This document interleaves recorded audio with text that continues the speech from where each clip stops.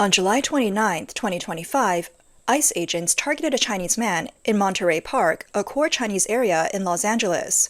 Surveillance footage shows a man in a light green shirt, nervously glancing around, seemingly on edge, but in fact, an ICE vehicle was parked right in front of his car, making it clear that ICE had already tracked his movements and was ready to make an arrest.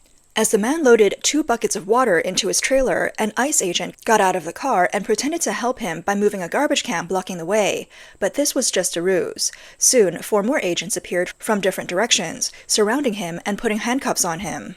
The agent who got out of the car then pulled out a device that resembled a phone to confirm the man's identity. The man was then escorted into the SUV and driven away. This incident took place in front of the Siegel Supermarket, across from Dingpangzi Plaza, also known as the Garfield Lincoln Center. This area is home to many Chinese businesses, including restaurants, supermarkets, hair salons, gold shops, and pharmacies, making it a well-known Chinese commercial hub.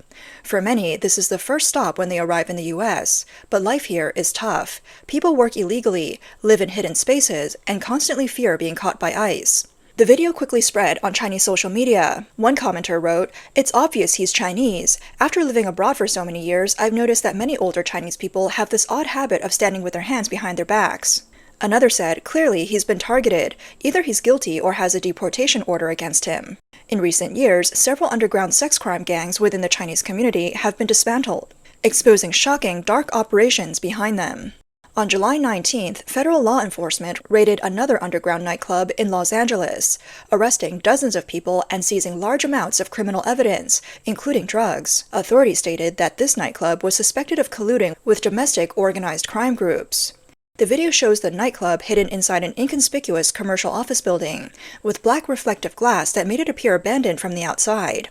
Inside, however, was a luxurious, modern nightclub with lighting, sound systems, and private rooms. When law enforcement raided the place, a white sedan quickly fled the parking lot, nearly colliding with a fire truck with its lights flashing.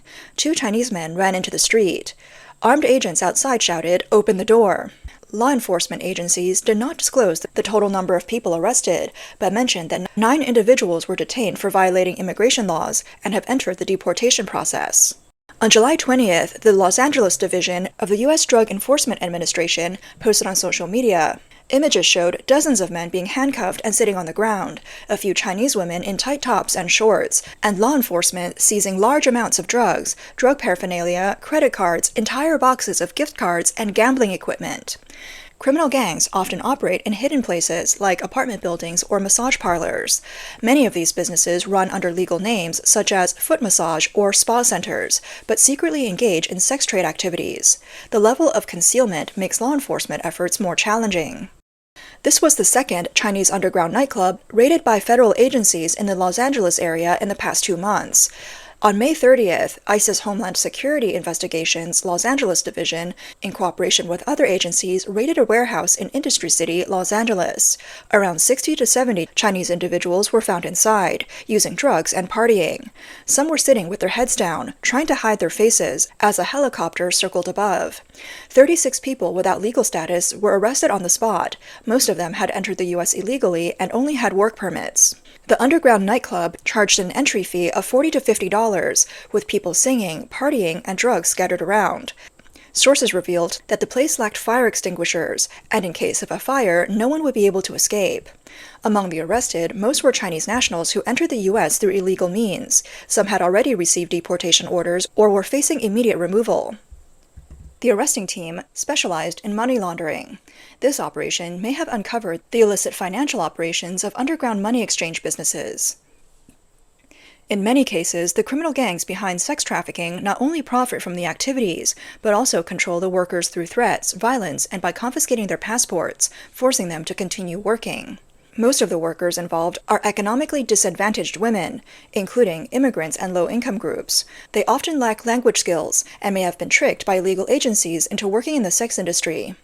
These underground sex operations also disturb local residents. Some have complained that their neighborhoods have become more dangerous due to these activities, with suspicious individuals frequently seen entering and exiting massage parlors. On July 30th, law enforcement in Louisiana raided multiple massage parlors, arresting 2 Chinese owners who are accused of running illegal prostitution and operating without a license. The arrested individuals are 38-year-old Wu Yuzhang and 56-year-old Feng Rulian. Investigations revealed that they ran 2 massage parlors in East Baton Rouge, Magnolia Spa and Oriental Relax Spa. According to arrest records, Wu Yuzheng opened a spa near Jefferson Highway in St. George in 2023, but later received a closure order in 2024 for operating without a license. During this time, several residents reported ongoing sex trade activities at the location. Young Asian women who couldn't speak English were seen wearing revealing attire and only wrapped in bathrobes standing on the street. Witnesses also reported seeing men frequently entering the back door of the massage parlor, which was only separated from residential homes by a wall. Feng Rulian's Oriental Relax Spa also faced multiple closure orders due to operating without a license. Police also pointed out that both of the individuals posted illegal advertisements online, offering sexy young girls and other suggestive services. Additionally, ICE agents discovered 2 Chinese prostitutes who were illegal immigrants and added them to the deportation list. Recently, a large-scale fake driver's license case has shaken the Chinese community across the U.S. The mastermind behind helping illegal Chinese immigrants obtain New York driver's licenses, Feng Shu, was arrested on July 18th in Albertville, Alabama.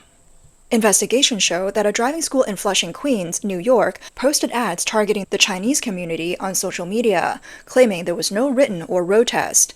They offered to help customers cheat on the exams and guaranteed a legitimate driver's license. Once customers arrived, the school would either forge their exam identities or bribe DMV examiners to directly issue a license. The school charged between $1,600 and $2,000 per customer, targeting Chinese immigrants who could not speak English. Many of these clients didn't even know how to drive. Feng Shu also worked as a chef at the Chowking restaurant. When he was arrested, ICE also took 6 restaurant employees into custody, suspected of being illegal immigrants. Feng Shu is currently held at Marshall County Jail, with no bail as he awaits trial. Feng Shu's arrest uncovered the tip of the iceberg in a Chinese community's fake driver's license operation. Unbeknownst to many, he controlled a network spanning 3 states. The case involves driving school owners, DMV examiners, and multiple employees, with at least 3 individuals already facing charges. Report from Chinese media suggests that last year alone, the driving school sold over 2,000 fake licenses, meaning many people without driving abilities were on the road, posing a serious public safety risk. The tragic incidents caused by drivers who slipped through the cracks are equally shocking.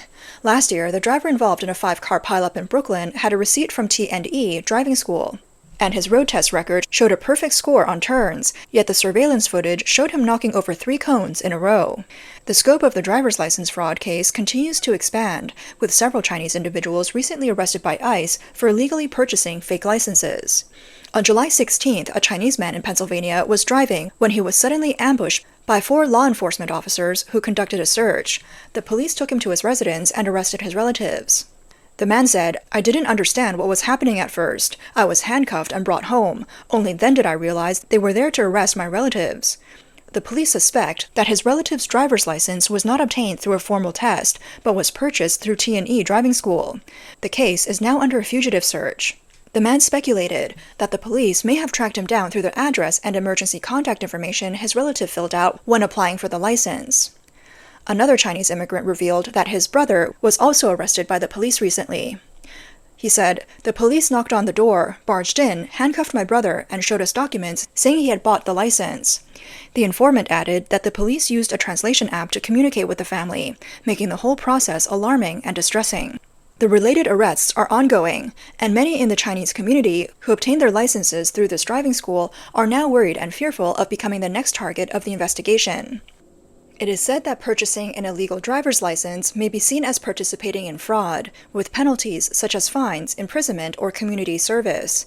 Given that illegal immigrants are the primary target group for purchasing fake licenses, ICE's involvement indicates that if an illegal immigrant status is discovered, it will trigger deportation proceedings.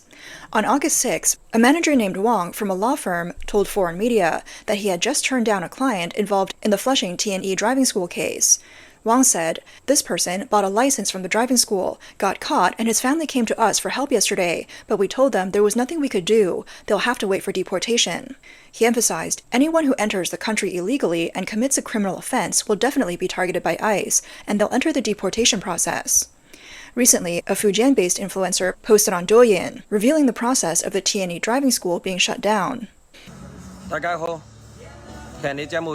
The driving school in Queens, New York is accused of long-term bribery of DMV examiners and assisting a large number of Chinese illegal immigrants, including those who cannot drive, to obtain illegal driver's licenses. Several people are involved in the case, and 8 individuals from the driving school and DMV personnel being charged and arrested. The targeted individuals are mostly Fujian residents. The scandal was exposed when an internal DMV staff member noticed suspicious activity.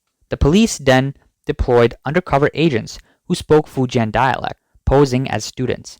They were able to buy a license by paying between $1,600 and $2,000. During the operation, 150 fake driver's licenses and permits were seized. This case is very large and could involve 1,000 to 2,000 people or even more. In addition to tracking illegal driver's licenses, there are reports that ICE will use personal data from beneficiaries of Medicaid to track illegal immigrants. This will be the latest move by the Trump administration to combat illegal immigration. According to an AP report on July 17th, 79 million people are enrolled in Medicaid, the Federal Health Assistance Program, also known as the White Card. ICE will soon have access to the Medicaid database, which includes information such as home addresses and ethnicity. The AP reported that, based on an agreement signed between the Centers for Medicare and Medicaid Services and the Department of Homeland Security, the Medicaid data will allow immigration agents to track the location of foreign nationals across the country. Social media platforms like X and WeChat shows that the Chinese community is becoming more fearful of ICE raids and data tracking like Medicaid. Many people are afraid to seek medical care, report crimes, or apply for legal status.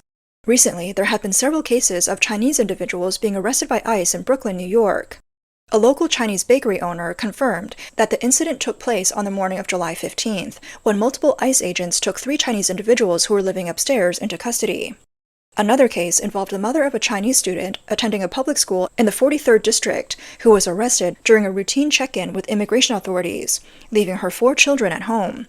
It was reported that some people were deported within 2 weeks of their arrest, while others were held for months or even sent to a third country. Additionally, a man visiting New York and staying in a hotel was arrested at the airport while preparing to board a domestic flight. He had a passport but was detained for lacking legal status. This type of situation is becoming more common. Since Trump's second term began, immigration enforcement has significantly intensified.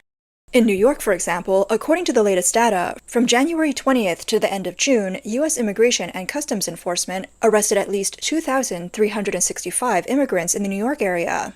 The immigration policy has shifted from prioritizing the deportation of criminals to a broader approach of removing individuals with illegal status. In recent years, some Chinese people have endured great hardships, traveling through Central and South America to eventually enter the U.S. illegally. According to U.S. Customs and Border Protection data, since China reopened its borders after the COVID-19 lockdown in January 2023, over 63,000 Chinese citizens have fled and crossed the U.S.-Mexico border without authorization, making them the 4th largest group of immigrants, following those from Venezuela, Haiti, and Ecuador.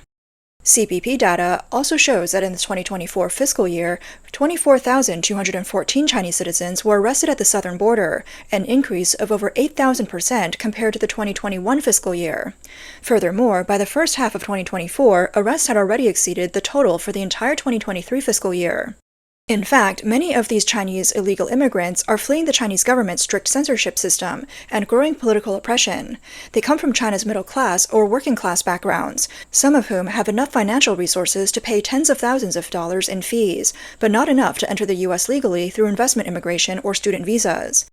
The COVID lockdown and economic slowdown have caused small business owners and self-employed individuals to lose their livelihoods, pushing them to take risks. For example, a 27-year-old female immigrant's daycare business went bankrupt due to the zero-COVID policy, and she was forced to leave her family. She chose to cross into the U.S. illegally. These immigrants are victims of the Chinese Communist Party's high-pressure policies, and now they face the risk of deportation from the U.S. Caught in this difficult situation, their survival is becoming increasingly difficult.